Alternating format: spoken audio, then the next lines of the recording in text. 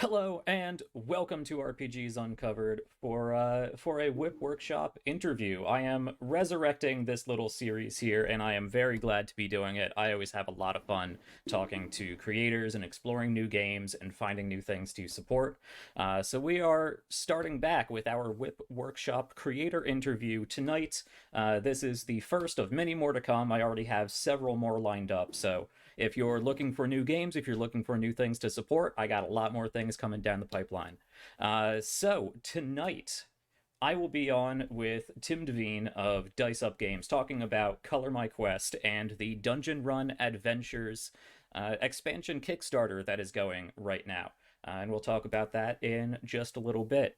As for myself, I'm going to make this real quick. If you like what we do here in RPGs Uncovered, whether that be our demo play series, our bite-sized tutorials, and teaching new TTRPG games, whether it's creator interviews like this or our charity streams, if you want to help support us, if you want to help us reach out to other creators and indie artists and musicians and writers and all kinds of people, all kinds of great creators in the indie and small-time, new-time creative industries out there. The best way to support is to head over to our Ko-Fi. It should be linked down below.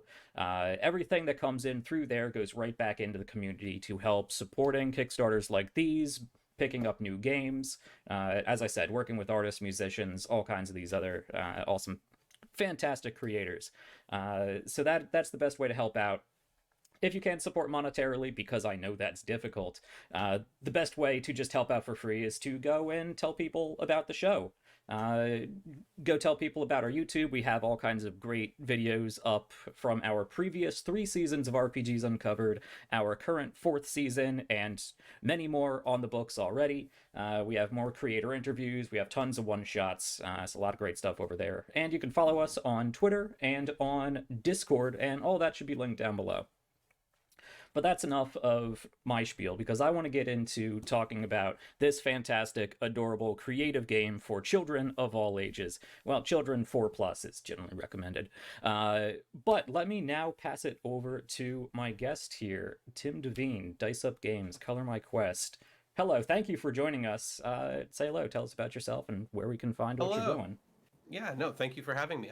I'm excited to chat with you about this and be on the show. Um, I'm one half of Dice Up Games. My wife and partner Kristen is the other half, and we make games. I mean, we make fun storytelling games. Most of our focus this last year has been on family friendly games such as Adorablins, Color My Quest, and now Color My Quest Dungeon Run Adventures. And then previous to Adorablins, I worked with Letterman Games and Game and a Curry and co-designed Questlings with Banana Chan. That was an awesome project that we got to be a part of. So yeah, it's been a year and a half of nonstop family focused gaming. Nice, nice. No, that's great. I was talking a little bit about this before we started. I have a nephew and probably other young children coming down the pipeline, and I am super excited to introduce not only younger children, my family, get other people, other of their friends involved. I think it's a great opportunity to really get somebody introduced to creative thinking and collaborative storytelling and working together at a young age, because I think that's such an important skill that doesn't get as much emphasis as it should or as it used to. So that all sounds like great stuff. Uh, before we get started into the meat and potatoes of our talk here, uh, just tell us a little bit about the basics of Color My Quest and Dungeon Run Adventures. Yeah, awesome. So Color My Quest is still relatively new. It's a role playing game that is for ages 4 and up, and it uses cut and color elements. So the book itself, you can get it digitally or you can get it physically. The physical book is like this. It's like a regular coloring book, 92 pages, and inside it is black and white pages that have the rules of the game, characters that you can cut out and color, and then these little tabs that you can cut and then fold back to sort of use their abilities or indicate conditions and stuff. So it's got a fun tactile element that kids really seem to enjoy. The rules are loosely inspired by Powered by the Apocalypse games. So if you're familiar with things like Masks or the new Avatar Legends game, this has a dice rolling mechanic that mirrors the 2d6 from those games, but then it deviates in the way, the other ways that we've kind of developed it for children to get into the game.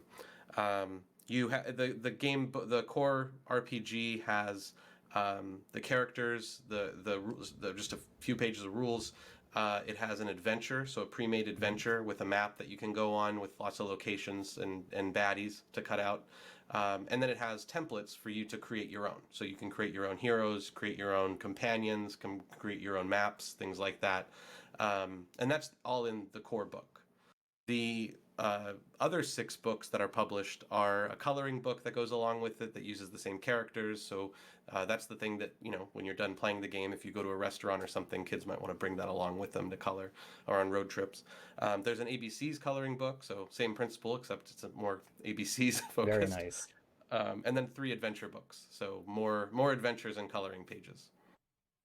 Awesome. And that's Color My Quest. So I figured it's worth mentioning that because Color My Quest Dungeon Run Adventures is an expansion to that. So we ran a Kickstarter for Color My Quest, digital only, several months ago, and as an experiment, because we weren't sure, we hadn't really seen it out there like this, so we didn't know if there was going to be an audience for it. It turns out there is an audience for it, and people really seem to appreciate the approach. And a lot of people asked for it to be done in a physical form, so we found an option to do that. And the goal of the whole game is the whole project really is to make sure that it's affordable and approachable. Because we're really focusing on parents, educators, caretakers, things like that.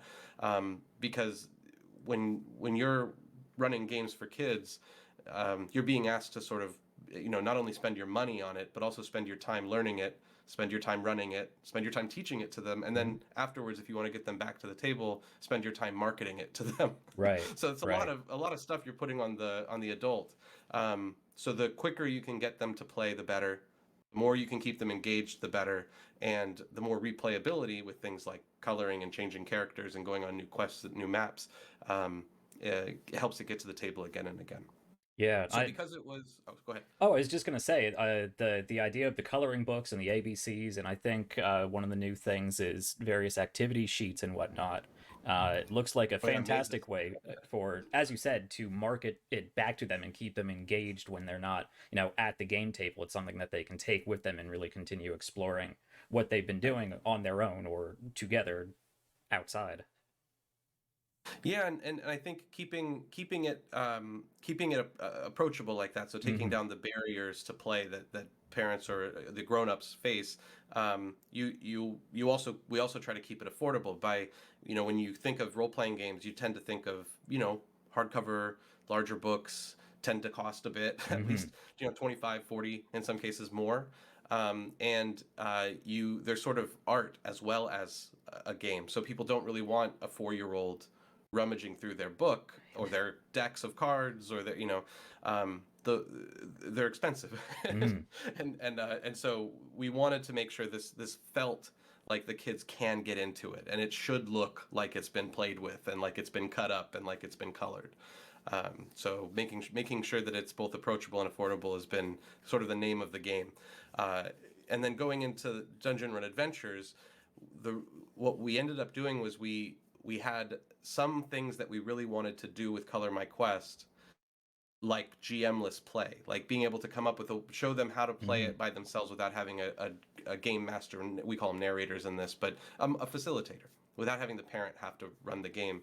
But when you're talking about teaching brand new adults who've never role-played before, you're adding a whole other element when they're flipping through the book and they're like, okay, I think I finally got it. I think I know how to play the game.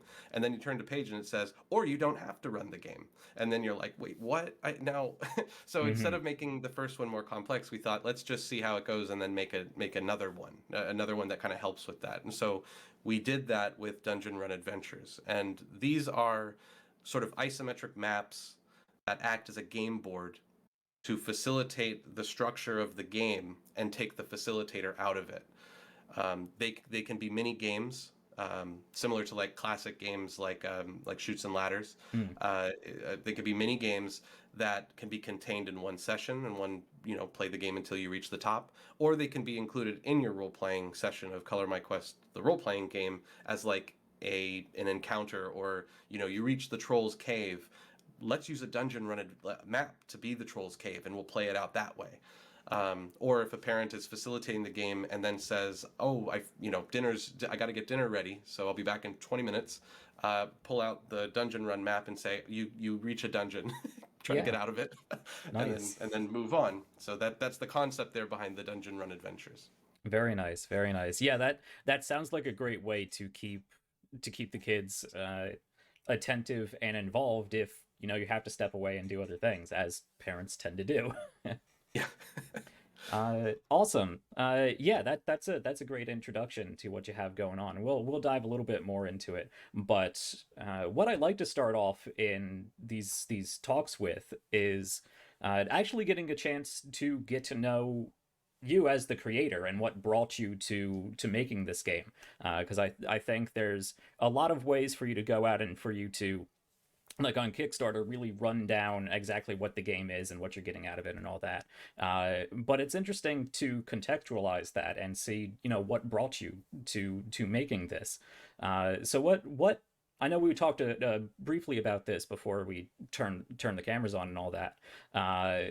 What sort of life experience or TTRPG experience led you to wanting to create a child focused game like this? So yeah, I've been playing role playing games since I was, well, about my son's age now. He's 9, almost 10. So I've been playing role playing games since around that age, real young. And the first role playing game I ever played was Star Wars West End Games D6, the old Nice. fun RP, the Star Wars game. And it was my introduction in life to role playing games and to Star Wars. Hmm. So it was very pivotal, right? It was also the first game that I ever hacked because I wanted to play a Lord of the Rings version of it, a fantasy version.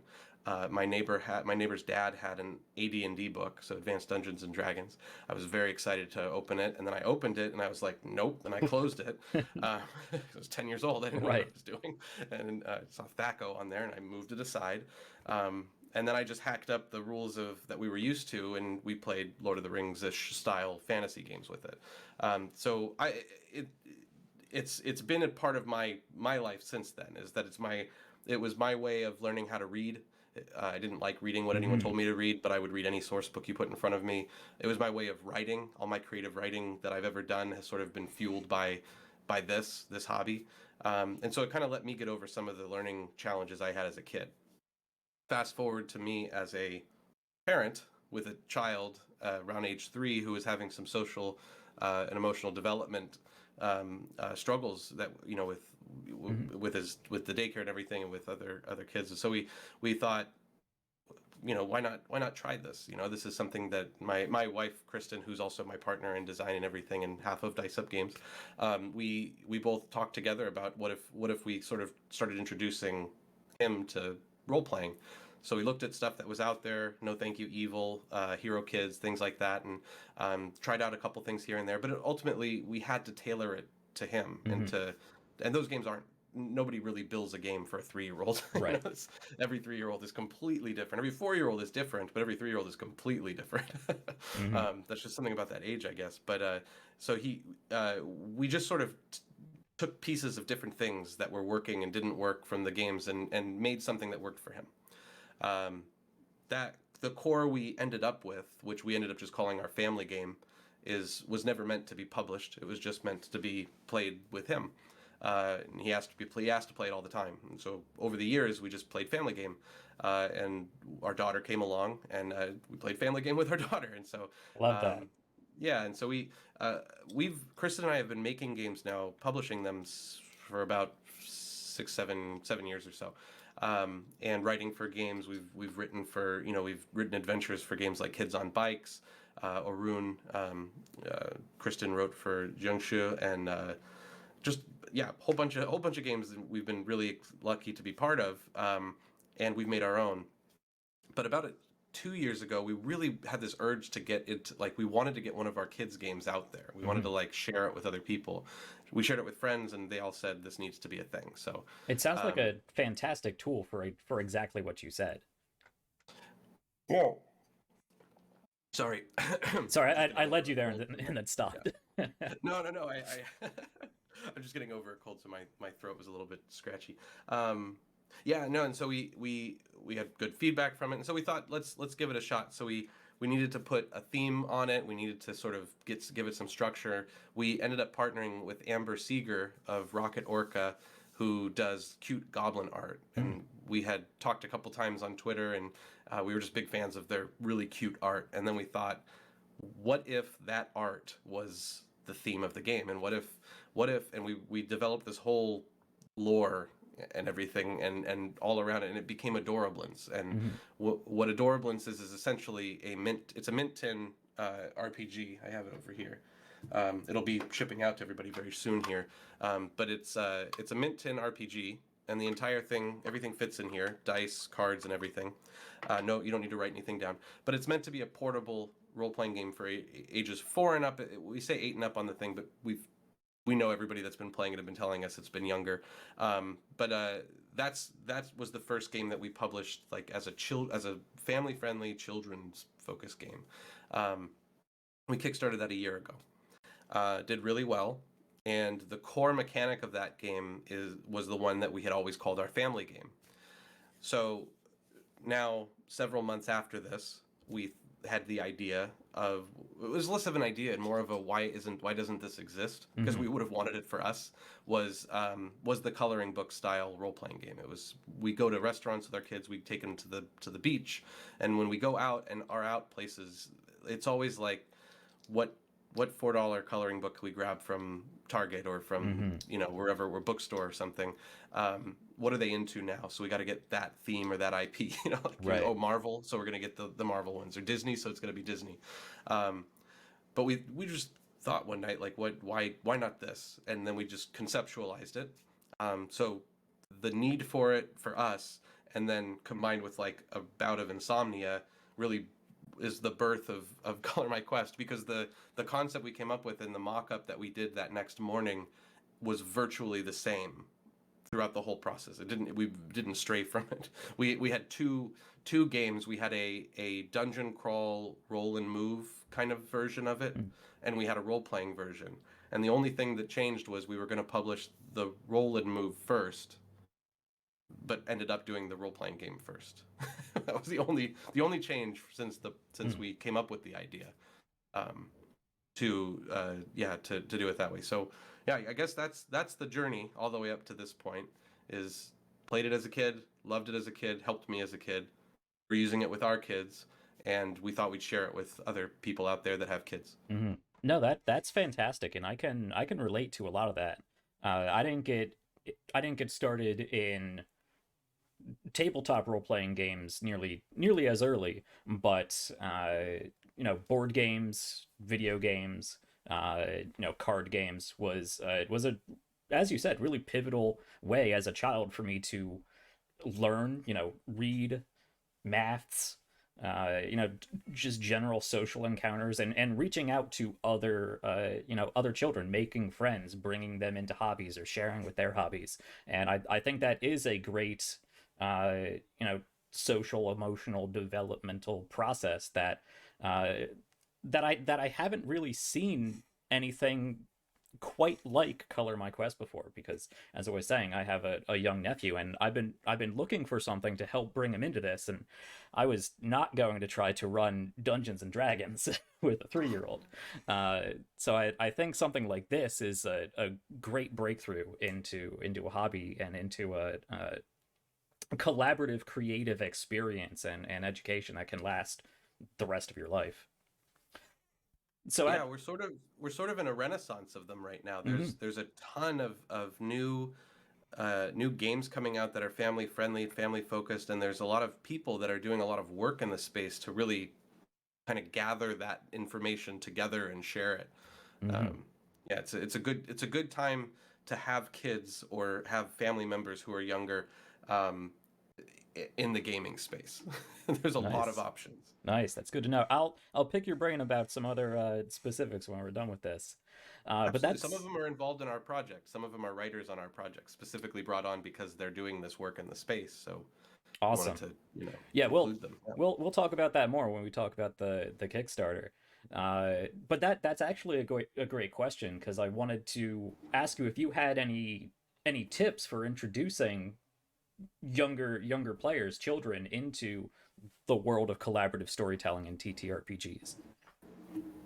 Yeah, no, I mean, I've been doing it for a long time now, and every kid is different. Hmm. So, grain of salt. But the main stuff to remember is that you don't really prepare it the same way, especially for younger kids, the younger ages, as you do for adults. It's much more reactive. Hmm. It's much more like as much as everybody jokes as an adult that the GM preps the session, they prepare the dungeon, but then the party goes the other direction, right? Like that's Right. and it's fun and it sometimes happens similarly with that, but that's like nothing compared to what a 4-year-old or a 5-year-old is going to do. Like, Right, right. You sit down with a game of Dungeons and Dragons with a 4-year-old, and before you even get started, you're like in space riding dinosaurs. yeah, or they left the table, like Right. you never know what's going to happen, Hmm. glitter shows up somehow. So I think really the key steps are are understanding that they have no concept of what you're talking about. Like there are no touchstones for them at this point where you're going to say like this is going to be like this. No, it really. So using terms from role playing games is going to already set you back. It's going to hurt Mm. you. So instead of like trying to teach them to role play, realize what role playing actually is and just tell a story with them and let them finish it. So, you know, okay, so uh, there's this forest and you're walking through it. What do you look like when you're walking through the forest? Oh, you come up to a tree and there's a squirrel in the tree and it looks like it's trying to get something out of a hole, but it's stuck. What's in the hole? What are they trying to get out? Like those types of things that we do anyway with kids. Like we tell stories or we Yeah, read story books. time. Yeah, read a book to them, but don't finish every sentence. Hmm. Let them finish it by looking at the page. Like if they, especially if they can't read yet, and it just sort of exercises those little muscles. That's an Like excellent way to look at that. I like that. and then it just translates to the table where all role playing games add to storytelling are rules to tell you when you get to say when you have, you know, I guess when you have agency or not. Right, when, right. when you're the one who gets to say what happens or when someone else says what happens Hmm. is really what it comes down to. And in Color My Quest, we really focus on the player describing the outcome, whether it's a success or whether they struggle or whether they get stuck. Those are the Hmm. three outcomes. The player gets to describe it because some kids don't like losing. Of course. They roll a 1 and they're going to flip the table if they can. Like Hmm. it's the end of everybody's game. So if a 1 is rolled and a kid gets to describe what happens any way they want, they could be funny with it, Hmm. or they could be, and then they start, you haven't lost them completely. And because we use dice rolling, that's much more of a spectrum. So if it's a 6 or you roll two dice, add them to your stat. So it's one, just a Hmm. little bit of maths. Add them to the stat, and then if the total is a 6 or less, then they get stuck. If it's a 7 to 9, then they're struggling. They're almost there, but Hmm. they have to use an ability or their companion or ask for help to turn it into a success. And if it's a 10 or higher, it's a success. The game skews towards the 7 to 9, 10, 7 Hmm. plus is really where it skews, but occasionally they get stuck and they get to describe how. My son playing the game always prefers to get stuck because it's more fun for him. He gets to Mm. describe very very fun funny things. That's a future My GM daughter right does there. not. Yeah, my daughter does not like that. They're not a fan of this, of getting stuck even if they can describe it. But she's Hmm. 4, so we'll see what Yeah. happens there. No, I think that's all fantastic and a great segue into talking about the actual gameplay mechanics. I was looking at that and I really do like the success struggle and getting stuck mechanic because it one of my favorite things about a lot of the games I tend to play now is the idea of failing forward and the partial successes or the success with consequence. And it's always good to have a way to keep the story going, keep the momentum going, keep the creativity going, without things just failing. Because if you get to a door and you take out your lockpicks and you roll a 3, the door doesn't open and you're kind of stuck. So it's interesting to have games that are skewed, as you say, more towards that mid-range success with a complication, or outright success. And I think that's a great way, as you said, to help children not see it as a failure. I really like the term struggle and stuck, because it implies that there is a way forward and there is a way to be creative with it, and it's not, you didn't do anything wrong. Right, right, yeah, and it's okay to not get it right. It's Right. okay to mess it up. It does the story will go on. It doesn't just end, and there's no punishment. Like the this is where the design tinkering and refinement of the action resolution system like came in, where what you watch how kids respond Mm-hmm. and what they really want. They don't just want it to be, they don't want to be told what happens. Like in classic Dungeons and Dragons, you make your attack roll and the DM tells you what Yep. happens. In some cases they'll even tell you how you strike, and it's just accepted in that form of play. Whereas in a younger child does not want that. They don't want you. Right. If you say you strike the goblin in the arm, immediately you're going to hear, "No, I don't. Mm-hmm. I was using the back of the sword and I tripped them." Mm-hmm. Okay, okay, so we'll tell you, but there's no trip. The trip mechanics are complicated, and now so we remove that, Mm-hmm. and in this case, we just say there's a challenge, and if you succeed, you overcome it, and if you get stuck, the challenge remains, and it changes somehow, and the person facilitating it has like a list of moves they can use to sort of change the scene around. The player, what we played with is they have resources to turn a struggle into a success. Mm-hmm. If they get a 6 or lower, they're stuck. If they get a 7 to a 9, then that's where they're going to use one of their resources. Every character in the game, I think I had one here somewhere. The companions. The companion Yeah. fell somewhere. Oh well, I had a companion. Anyway, so they have a companion. They're cute little creatures, and the character, if they get, so first of all, if they get stuck, whatever skill they rolled, strength, smarts, senses, speed, or strength, they fold it over like this if they get stuck, and this indicates they have a condition. And all that means is next time they're going to make an action, they have to choose something else. Mm. That's all it means. So the only real, like, and they can describe why. So if they took it to their smarts, maybe they got bonked on the head, and so they're a little bit foggy right Mm-hmm. now. Or as my son says sometimes, he's really grumpy that it didn't work out. So he's just angry, and because he's angry, he's not thinking straight. Of course. Love it. Love it. Yeah. So they get to describe and kind of own that. And then if they want to turn a struggle into a success, they can use one of their abilities, which every hero gets to choose, and cut out two Mm-hmm. abilities. There's a whole bunch of them in the book to choose from, or you can write your own. There's a template for that. And the abilities could be anything from like being stealthy to being tricky to being. There's one that's always prepared, and they're very broad, and you get to use them as part of your role playing. But Mm-hmm. specifically, when you use them with a hero point, you describe how that particular ability helps you turn it from a struggle to a success. So all of these little tools to the kid is fun because it's tactile. They get to color it in, they Yeah. get to fold it, they get to do all these things. But they're tools in the game to facilitate the conversation, Mm-hmm. to get the kid thinking about the scene, what's happening, what's the status of the situation, and what agency do I have here? What's the outcome look like? Mm-hmm. Mm-hmm. Things like that. So everything's kind of like, it's very deliberate, but to the kid it seems very much like a craft.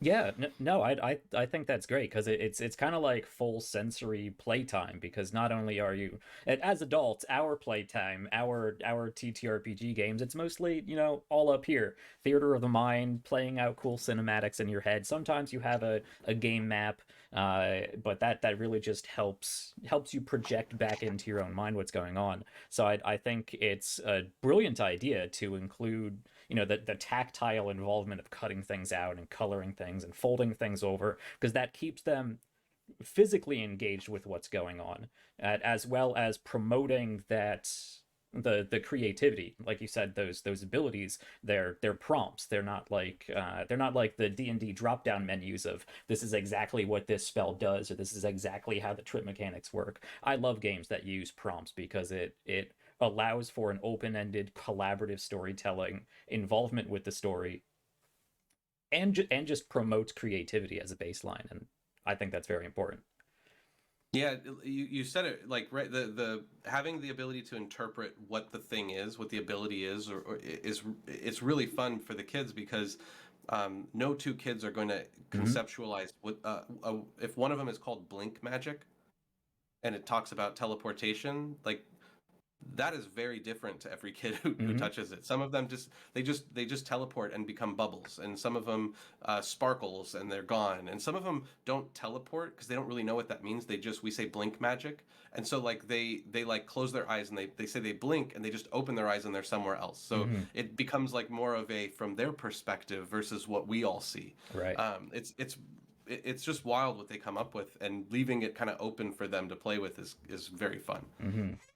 No, it was a lot of fun looking through the demo you sent me, because I could see little bits and pieces that I don't know if you were inspired by them or pulled from these sources, but it reminded me a lot of my favorite, mostly video games, as a child. There's a little bit of Pokemon, there's a little bit of a Fire Emblem, there's a little bit of Mario in there. Yeah, no, very much so. We even in the original Kickstarter, we put on there that it is heavily inspired by classic JRPGs like Mm-hmm. Dragon Quest and Final Fantasy and Zelda and definitely like Pokemon. Well, because the whole thing about having a companion with you in the game, and we have a lot of really cute companions that you can Mm-hmm. cut out and name, and all they are as a resource is like a free hero point. You get to use you use them to say my companion helps me, and then you flip over your companion because they got to rest. So they're Mm-hmm. going to rest for a little bit. But using a companion means that you describe how your companion helps you turn it from a struggle to a success. But the companions are all very different. Even though there's I don't know how many 16 of them there are in the game that you can choose from, and then you could draw your own. They're all wildly different because they're not just. Some of them seem to be plain animals, but some of them look like dragon foxes, and some of them look Mm-hmm. like a honeybee and a bear combined. It's like a honey bear. Like just stuff that were compelling to us. We liked the Yeah. concepts. We've mashed some stuff together, kind of like Avatar, Last Right. Airbender um, concept. But no, wait, going back to what you said, the whole original approach to this was how can it be something that is fun to color in, that what looks good with minimal line art, right? Like Right. to leave more room, and chibi style JRPG inspired Mm-hmm. characters is 100% where we landed like day one of thinking about the art Mm-hmm. direction for the project. It was just we never really strayed from it. We delved through the internet, like going to ArtStation and DeviantArt and all these different places to find like who's doing exactly the style we want, and then we beg them, please be a part of this. Like we would love to pay you to do some concept art for this. And the first person that we worked with that did concept art ended up being the person we worked with on the whole thing, and they're still doing Nice. art for it. Nice. Yeah. Yeah, no, I would have loved this game as a kid, because I was always, at any free time I had a little notebook, and I would draw little monsters of my own, like my own little Pokemon, little Digimon. So that's fantastic. Um, yeah, and I really do like the art design of Color My Quest, because I think it is really engaging to, I don't know, it's a more simplified, might not be the best word, but it's an easier to digest visual than if you were using like Dungeons and Dragons style character art, and what is that? What's going on here? And I can see it being a Yeah. little bit of sensory overload. So you get a lot. I'd imagine you get a lot more interaction and engagement with the whole coloring parts in when it's more simplified like this. Yeah, I think so, and we probably would have changed it had we gotten a different reaction. We probably Hmm. would have gone a different direction. But this was sort of like trust in our gut, you know, Hmm. like we think this is the right approach, and again, it has to fit the mission statement of is it approachable Right. and is it affordable. Hmm. And so the more art you commission, that's complex, Hmm. and I mean I'm guilty of buying role playing games just for the cover art. Like I even if I know I'm never going to play it, I'm going to buy that book because it's Hmm. beautiful.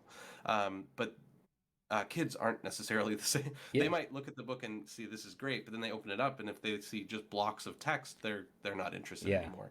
But no, I think part of the minimalistic approach to this was keeping the clutter away from the rules to Hmm. make it easy and easy to be engaged, but also keeping the clutter away from the pictures so that you can add your own color to it. So it needs to be characters that don't have a lot of detail, and it needs to be backgrounds that don't have a lot of detail. Hmm. Leave that part out. In fact, Dungeon Run Adventures is the first time with this game that we're actually adding a lot of detail, but we're doing it in a very specific way, Mm. where the characters are still simple.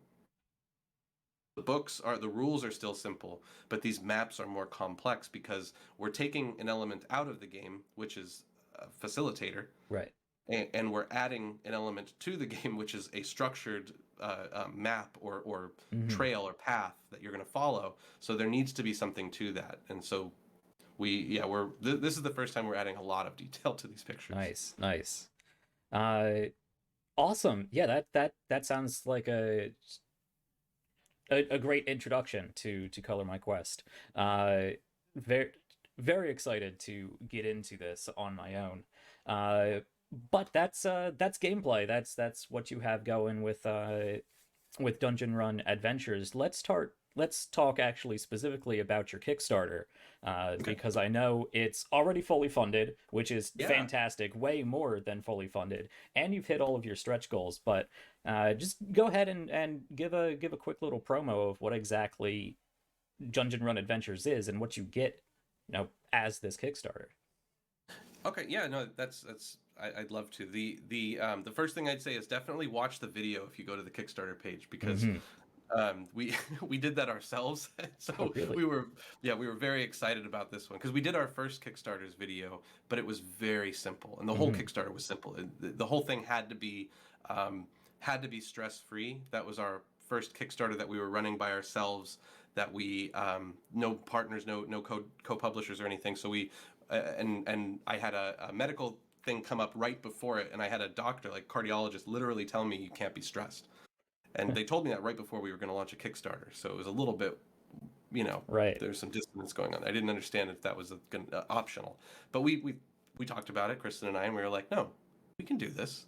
Challenge accepted. It's no stress Kickstarter. Let's see if anybody wants Color My Quest, and it worked really well. And with Color My Quest Dungeon Run Adventures, we added a little bit of complexity in that we are including stretch goal writers Hmm.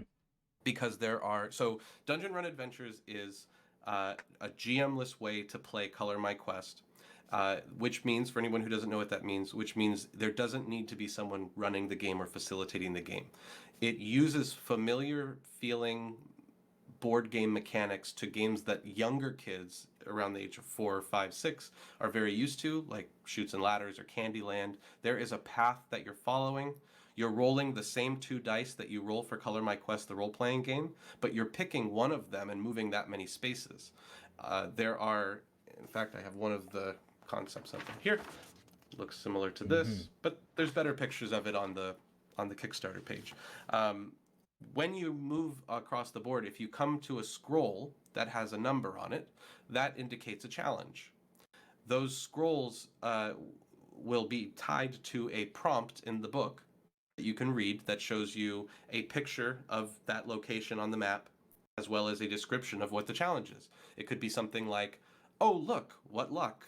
A giant tree has fallen down here and it looks like it's connecting to the path above. This will help me get there faster. How do you try to get up there? and then you'll roll. You'll use your character. You'll roll the dice. You'll use the same action resolution we talked about earlier. And if you succeed, you get to move up to that spot, and you get to describe how you do it. So you still get people role playing. You still get people saying, "Oh, I leap up or I run as fast as I can, and my little feet go across the branch, and then I do a flip and I land, and then my companion flutters down next to me because they're a flying raccoon thing." And that's how you get up there. It's If like you a didn't, it's like a go ahead. choose your own adventure board game. Yeah, kind of like that. It gives it's on the rails, so it's got rails to it. You can't like just go off of it, so it's a little bit video gamey like that. But it's the way that we found thinking about role playing games and GM-less games, because we've designed some of those for adults. Um, it's a lot for a kid. It's a lot for to ask a group of kids to not have a facilitator and actually play a role playing game. They need a board. They need a little bit of structure. And Right. so this is the way we solve that. It's not the only way. There are probably tons of other ways, and I hope other people play this and go, I have another idea. Wait a minute, and then they add it to, because kids don't consume role playing games the same way we do. They are not going to play Color My Quest until they're our age. This is a bridge game. This is a game, an introductory type of a game. They may play it for a while. They may. I mean, my son has played it for years. My daughter's played it for. She's 4 now, so she's played it for about a year. And so the more of these that people make, the better. It's a good thing to have a lot of this stuff in the space, in my opinion. Yeah. So that's the way the dungeon runs kind of work. And there's 12 different maps that we've created, and each map is going to have its own adventure pre-written, and it's simple. It's an introduction, kind of what you'd have in an old JRPG, like a scrolling text of what you're doing, and then you roll. You all move through the thing. You can choose whether you want to go as in team mode, where it's everybody has to make it to the top for the game to be over, or you do race mode, and in race mode it's first to the top wins, and it can be competitive if you want. So it's up to you how you want to play it. We might even add a couple more modes. That was some of the stretch goals we were considering, but we might be just putting it in there anyway. Like a campaign mode, how to connect multiple maps together and things like that. Anyway, so each map is going to have its own adventure, but you could also just run it however you wanted. You don't have to follow the prompts and everything. The stretch goals in this campaign are all writers that we are all fans of. Kristen and I are fans of. We've worked with most of them before in some way, shape, or form. They're all either designers, artists, writers, podcast streamers, but all of them in the tabletop space, and all of them are parents. Each of them is going to be, now that they've all been unlocked, each of them is going to be handed, as part of their writing kind of thing, a random map. Nice. So they don't know what they're getting, and they're going to put their voice to it. They're going to say that intro text. They're going to be the one sort of saying why. They're the quest giver in the old JRPG that you're playing. So each one is going to sound different because each one is done by a different person, to give a little bit of like variety to it. You can get the maps digitally. So we have digital tiers. And what that means is it's print and play, which is actually a pretty good thing for a game like this, since you might be playing it multiple times and you might want to print multiple times.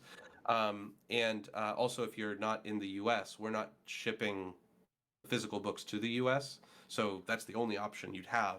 And in fact, we have a lot of backers from other countries in the digital levels that are getting it. You're not shipping physical copies out of the US. Right. I don't know how I said that, but however I said it, it should be we're only shipping physical copies to the US. Gotcha. Yeah. Just wanted to clarify that. Thank you. Yeah. Somebody's on watching right now. Like, what are they talking? Anyway, yeah. So that's the idea behind Dungeon Run Adventures is each of the books so far. So these Color My Quest books are 92 pages. They all have like a hard gloss cover and pretty darn good quality. They're not stapled. They're perfect bound, so they're good quality books. The dungeon runs are going to be the same way. We're going to bundle 4 maps to a book, so each dungeon run volume is going to have 4 adventures that you can run. as well as more characters for you to cut out, and they're standalone, so the rules in the book are going to allow you to play the game. So if you only get one volume, you don't have to have the Color My Quest game to run it. We didn't want to restrict Very it that nice. way. Like I said, you can always combine them and play them all together, but you don't have to. You can just play the dungeon runs if you want. We have a couple. So we have a couple digital tiers like that allow. If you watch the video, it kind of breaks it down pretty clearly. You can get like basically 4 of them, 8 of them, or all 12 of them, and then you can get 1 book that has 4 maps, 2 books that have 4 whatever maps, and then or all 3 books. And then at each level, we're including another activity book, and it's the newest activity book we're doing, and it's mazes. So it's going to be 92 pages like everything else, but it's going to be these mazes that have a very cool character that we're introducing to Color My Quest that wasn't in the original. Part companion, part character. Very, very cute. We're excited to reveal it in one of our upcoming updates. But they are the mascot of the mazes book. And the mazes book is going to just be a series of mazes kids can kind of do, but they're going to be, instead of just find your way through the maze, it's you have to get to these 3 items and then make it out. Nice. And it's just adding a little bit of complexity. It's not too much, because again, this is for ages 4 and up. But we're very excited to be doing another activity book that we hadn't done before, and that fits the theme of the dungeon runs, because they're mazes. Yeah. So we thought it fit, and we're giving pretty good value there, because each of the levels when it goes to retail, each of these levels is cheaper than what it would be in retail, and it combines with the activity book. We also have a tier at the $100 level, which we were very hesitant to do, because it's like, hey, this needs to be affordable. Why would we offer a $100 level? And we're not salespeople by any means, but we thought about it, and we thought, well, if somebody wants all of them, like let's say they wanted everything, all of them in physical and all of them digital, we added up what it would cost, and we're like, okay, that's a lot of money. Like, because it's a lot of books, it's 11 books, and then it would be 11 digital books. So we thought, let's just put it all together in one and call it 100, and let's save a bunch of money that way. Maybe, and we are using the Kickstarter's Make 100. Right. As we're part of that sort of event or promotion, just to sort of be like, okay, we're only going to do 100 of these. And we were like, maybe no one's going to. And I think we have like over half of them already taken. We're closing in on 60, in fact. Yep. And so we were blown away. We were like, wow, okay, that many people actually wanted to spend that much money on these books. That's great, because that means they're going to get the entire set and all of them digitally, which is pretty cool. And then we have a higher level. We worked out with the artist of the maps. We're only doing 5 of them, and 2 of them are taken, and it's $250. But what you're paying for, you're getting the $100 level, but what you're paying for is you get to request a map. So it's going to be your own, like your family can play on a map that you created. So if it's like if you say, God, our family vacation is the beach. We want to have it on the beach, and these are some landmarks that are important to us. Our artist is agreed to work with us, and we'll get you that map. Very that type of nice. thing. Very nice. So that's sort of one of those just nice to haves on the Kickstarter, but 2 people are backing at that level. So we'll be working with them right when the campaign's over to sort of get their requests for what they want, and then get the artist going. Very nice. Very nice. Yeah, that would be quite a way to memorialize your own little adventure, your own family adventure. And I'm thinking, because of course with a really young child, daycare is a concern that a lot of parents have. I feel like that complete set would be great for like a daycare or something like that. That's a good idea. Take it to my daughter's daycare. Yeah. She's taken some of our stuff. We have a children's book that I wrote that our daughter brought to school, and had a coloring book with it. That was fun. We'll think about this too. Nice. Yeah, and I see a lot of really nice names on your unlocked writers. So yeah. It's a really, we were very happy that they said yes when we put out our feelers. I don't know if you want me to, if I can go through and mention because they're pretty awesome. Yeah, sure. Anna Maria Phelps is of Violet Daisy Games. They've been in the board game space for a long time and just launched Violet Daisy Games and have a bunch of really cool projects coming out. They're also out here in the Pacific Northwest with us. Austin Taylor, who's a game designer, worked on games like Deimos Academy, and they do streams and actual plays. We're excited about that. We have Jen Martin, who's a game designer and has worked on a lot of very cool projects and has done project management as well. Jason Slingerland, who's a designer, primarily board games, but has a couple cool role-playing games kind of brewing, and also is the host of Building the Game podcast. So if you're into game design or wanting to make your own board games, listen to that podcast because there's so many people on it and so many good tips and stuff. Steph Campbell of TTRPGkids.com, who's a game designer, a writer, and also has the best, in my opinion, resource for parents or teachers who want to get into role-playing games for kids. TTRPGkids.com is the place you have to go. Not only do they have a bunch of like reviews and helpful things, they have a sortable list of games broken down by category, like age and things like what type of dice used, things like that. So it's they did the effort, they put in the work to create a resource, and it's something that I recommend pretty much anytime I talk to anyone in this space. No, that's fantastic. Yeah. So Steph Campbell. And then Michael Lowe of Luck of Legends, who has a very similar type of a game where it's a coloring book, choose your own path kind of storytelling game, as well as a podcast at Stories. I think it's stories.com. They're also an educator and a game designer, so it's very cool to have them on board. Amanda Call is an illustrator, also a writer, but primarily an illustrator who works on Age of Night and has done some other role-playing games. I think they worked on Tiny Supers and other games like that.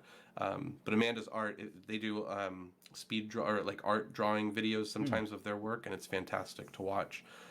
David Bowers is an educator. He lives in India with his family, and he's an educator and a game designer, and his first game published was Redigo, which is a diceless system that you can play with all ages, and it uses this very cool, almost like rock, paper, scissors style mechanic. So like you could play it while you're camping, you could play it at bedtime. It's very, very cool, and it's only like $4 for the rules on itch, or just like I think it's Let's Play Redigo.com, but Redigo, Redigo. It's worth looking up. I'm almost done with the list, I think.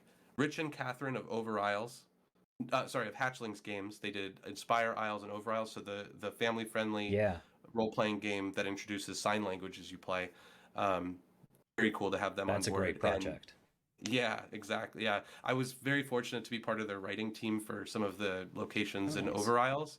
And so it's very cool to have them on our project. And it's one of those things that I really like to see in the space where people kind of like work and collaborate to help all these projects come up, because it makes the projects better having multiple people on them, but it also helps show other people what else is out there, you know.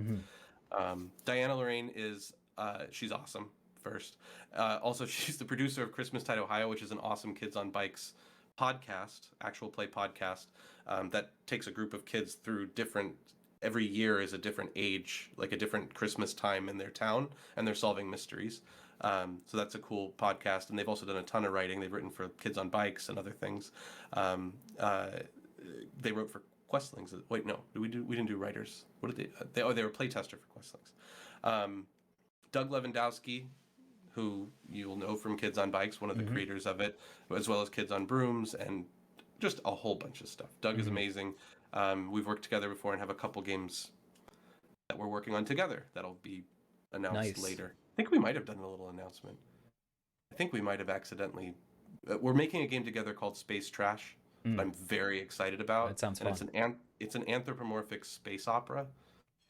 Love it. Where you're like cartoon character animals, but it's very fun. And then finally we have B. Dave Walters from LA by Night, lead designer of Motherlands RPG, of television, of everything. I mean, they're everywhere. Yeah, everywhere, and they're fantastic. And we were very, very fortunate that they were willing to make time in their schedule for this, because they're very busy. That's a big name, yeah. Yeah, but we worked. They worked on North Sea Epilogues, which was Kristen and my first published game, and B Dave was one of the writers for that Oh, 5 6 years nice. ago, and we've stayed in touch. And so they were very very gracious to say yes to this one. And as they said in their tweet, it's for the kids, right? Yeah. Like it's for the kids. Yeah, those are our writers, our artists. One of, I mean, our illustrator of the chibi characters online goes by Czar623. But if you find them on ArtStation, they're fantastic. Their chibi art is amazing. And then Leo Assis is the illustrator. They're out of Brazil. They worked on Finding Familiars, which was the children's book that I wrote. Mm, They also are working on, well, they're going to be the artist for Space Trash as well. And they did these dungeon run maps that are just amazing. very nice. Very nice. And that's Uh, the full team. yeah, and all of that has been unlocked already, so Mhm. that's already included in this project. Awesome. Well, I think that covers any of the other questions I was going to ask. You really did a great thorough job of working through your Kickstarter, which I'd imagine you would. So let's wrap this up because I know we're pushing time here. What Now that the Kickstarter is already funded, it's still going for a while. It's going for another about week and a half up until next Only like Friday, I nine believe, days, right? Yes. the 17th. Mhm. Uh, so what does it look like for you and Dice Up Games after that? What's your timeline going forward? What's your projection? What's your fulfillment looking like? So the very first step is getting the writers their contracts, their writers' guides, and their maps. Mm-hmm. To give them enough time to get the writing, done and get their Mm-hmm. drafts in. So we'll probably do like about a month or so of draft one, month or so of editing and final draft. And then the beauty of our sort of fulfillment structure that we're using with this project is that relatively quickly after we have the final writing and layout, we can go right to print, and we're not printing overseas, so we will get them much quicker, and can fulfill. We set a date of August as the fulfillment date. Our plan is to fulfill sooner, but we wanted to make sure that we had ample time to meet that Of goal. course. We learned lessons with other Kickstarters, and the world right now is a different place than it was 4 years Mm-hmm. ago when everybody was running Kickstarters. Overseas printing, Mm-hmm. shipping was fine, paper didn't cost as much, so there's a lot of barriers that we kind of just broke down with this new method that we're using. Um, we're going to fulfill any digital rewards that are already published sooner. So any of the 7 books that are already done, if anyone backed I guess anyone who backed digital levels will get the dungeon runs once they're done digitally, Mm. and then followed by the physical books when we get everything here and can ship them. Um, and then the digital ones that are already published, we'll send those way sooner. So even while the writers are writing, we'll probably be Mm. fulfilling those, because you can go online right now. We even said it on our Kickstarter that you could back and add on books that already are published, or you could get them now. I mean, you could go to Amazon right now and get any of the original Mm. 7 that are out Right. there. So um, we're piloting it in one store in the U.S. Color My Quest. We have some pictures actually on our socials and everywhere. It looks fantastic in the store. Mm. Just seeing them like on a little waterfall. And so we're piloting it there. We're a small operation, so we're going slow with that, taking our time. We do have some exciting deals in the work, contracts signed. The game will be published in other countries and translated to other languages. So Color My Quest will be in Ukrainian, Mm-hmm. likely in French, and then we'll see if the other ones kind of when we can announce those and what gets signed. But we're very excited that people are interested in it. Not only like here in the States, but everywhere. Yeah. There's kids that want to play, and it's sort of a universal thing. Cutting and coloring and storytelling are things that kids do and like to do. So why not create a way to get it introducing them into this hobby? Mm. No, that's beautiful. I love it. I love it. Uh, awesome. Yeah, I think you briefly touched on this already, but for our audience in the future watching this after the Kickstarter has finished, how should they go about, supporting and grabbing this content? They can go to www.diceupgames.com, and that has links to everything else that they could probably want to find. So the games that we have available will be available through our website digitally. We will have links. We already have links to where you could buy it physically. You could go to, you could Google. I was surprised to see how, like, if you just Google "Color My Quest," Pops it's right up. pops right up. Yep. Yeah, it's all over the place. If you just type in "Color My Quest," you'll find probably Amazon near the top, or the Kickstarters. But they'll all link you back to our website, as a hub. Very nice. Very nice. And you said you have more projects coming up in the future. Anything you can tease? Oh, I have one that I can't tease because we didn't announce it yet, but it's a collaboration with Violet Daisy Games. Space Trash, which I mentioned, which Mm-hmm. is something that Doug Lewandowski and I are working on that we're very excited about, using our own proprietary core system. And it's not for kids. It's family friendly. It Mm-hmm. can be because it's not going to be like a horror game or anything. It's more comedy. But it's that one, and then yeah, a couple other games in the works that haven't been announced yet. Awesome. No, I know all about not being able to talk about what you have coming up, Right. uh, which is great because it means you have a lot of things that you are working to. Yeah, we Uh, do this part time. My partner and I, Kristen, we both have full time jobs. We're active parents.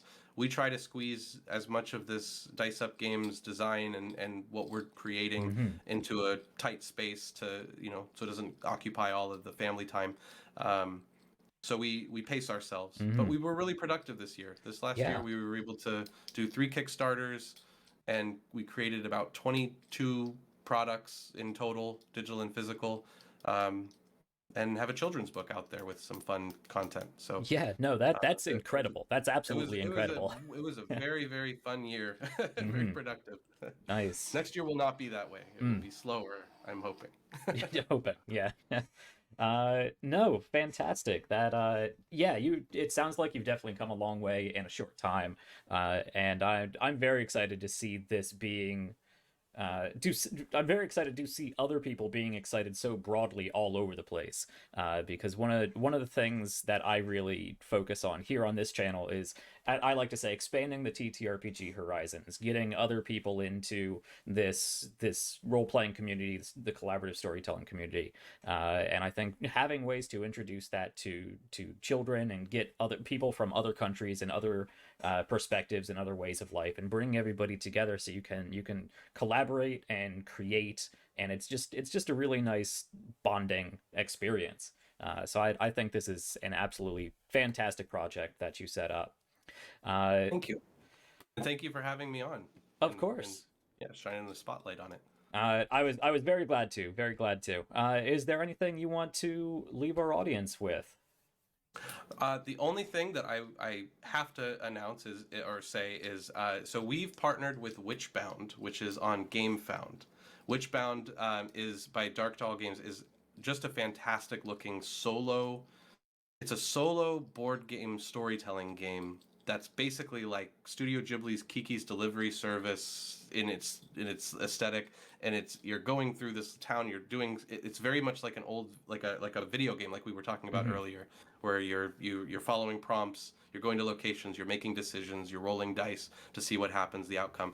It's beautifully illustrated. So Witchbound is amazing, and the reason I bring them up isn't just because they're amazing and it's a Kickstarter that you should back, or sorry, a GameFound crowdfunding project you should back, but also we're running a contest with them that we just announced today, and it's a coloring contest. So if you go to our website and you go to www.diceupgames.com/contest, all the information's there. It's a Twitter contest.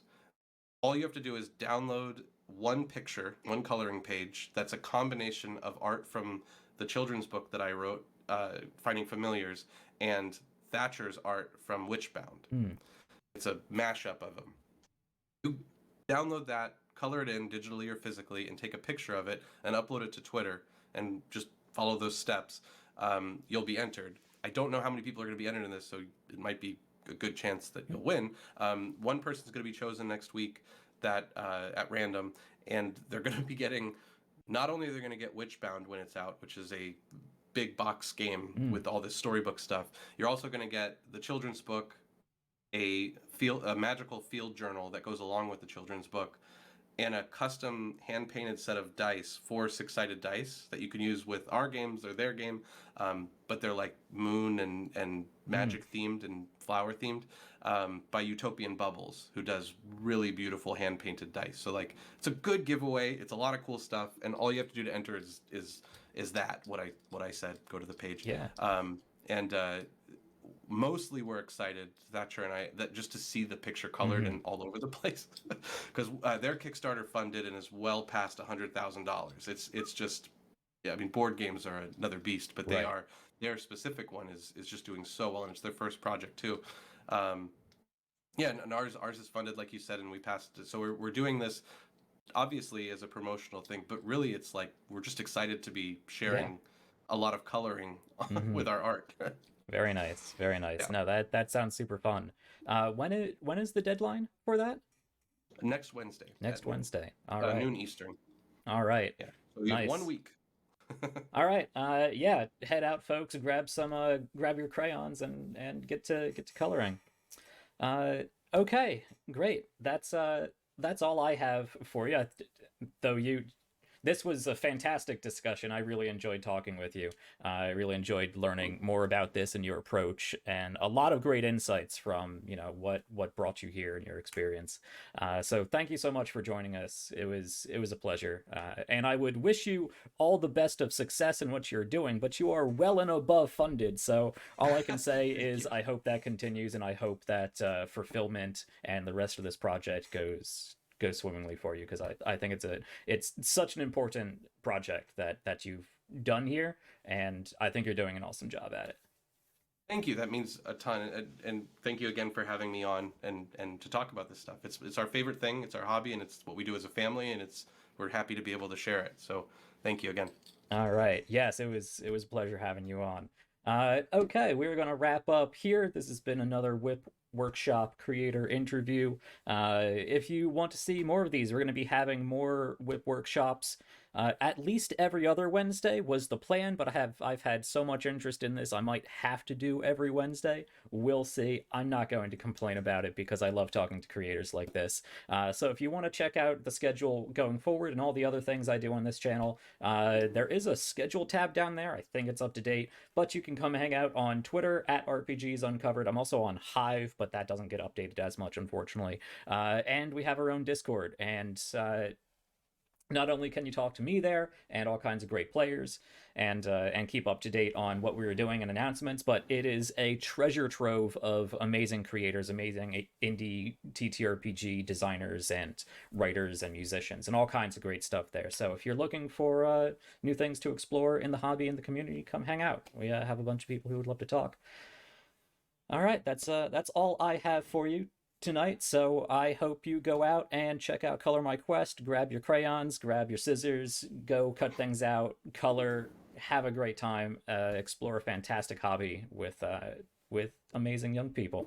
Thank you so much for watching, and we'll see you next time for another WIP Workshop creator adventure. Happy time zone, everybody.